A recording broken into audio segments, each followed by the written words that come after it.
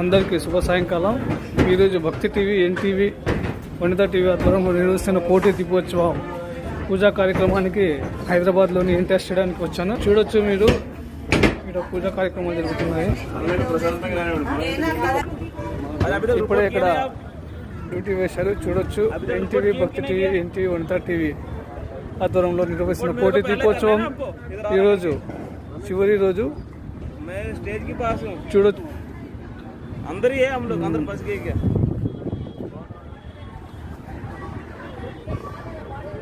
భక్తి TV, NTV కోటి దీపోత్సవం చూడొచ్చు మీరు.